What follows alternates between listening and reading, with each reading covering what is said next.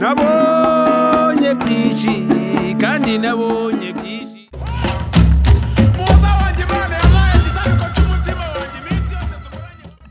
Kaze neza ku Ijwi Rishya TV. Imigani, insigamigani, inkurumamo, amateka, imyidagaduro n'andi makuru yungura uzayakurikira ku Ijwi Rishya TV. Ibyo nibyo bituma ukanda subscribe kugira ngo uzajye udukurikira.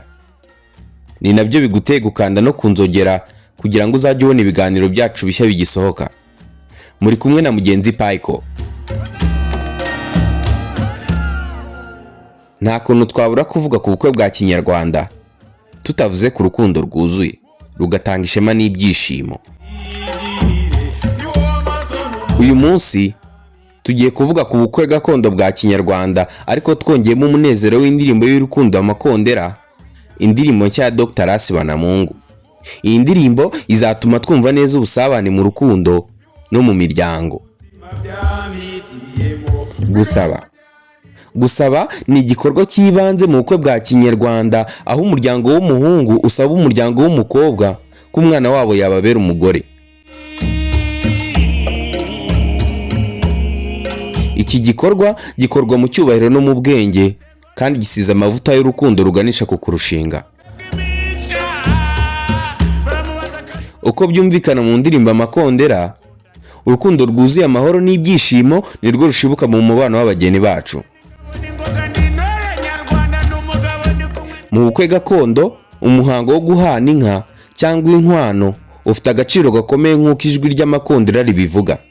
Urukundo rw'abageni rugenda rukura, ruberaho gushyira hamwe imiryango n'imico. Iyi ndirimbo ya Dr. Asiwanamungu ishimangira uko urukundo rurenga umupaka, rukunga imiryango, rugahuza abantu bavuye mu duce twose. Kuva ku mihango yo kwitegura ubukwe, aho abakobwa bambara imishanana n'abahungu bambara imyitero, kugeza ku munsi nyirizina w'ibirori, urukundo rwose ruba rwuzuye nk'uko indirimbo Amakondera ibyivugira.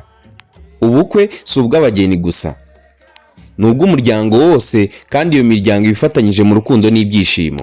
Ubukwe nyarwanda ni ibyishimo byuzuye imbyino z'intore, ibirori by'imiryango n'indirimbo zirimo urukundo nk'iya Amakondera ya Dr. Asiwanamungu, iduha ishusho nyayo y'uko ubukwe bwa Kinyarwanda buba urufunguzo rw'umunezero mu muryango wose. Murakoze cyane kuba mwatubereye abakunzi bacu ku Ijwi Rishya TV. Indirimbo Amakondera ya Dr. Asiwanamungu irakomeza kutwibutsa urukundo rw'ukuri rwubaka imiryango. Nimwibagirwe kudukurikirana no gukomeza gusangira ibyishimo n'abageni bacu. Murabeho, nakagaruka. Mwari kumwe na mugenzi Paiko.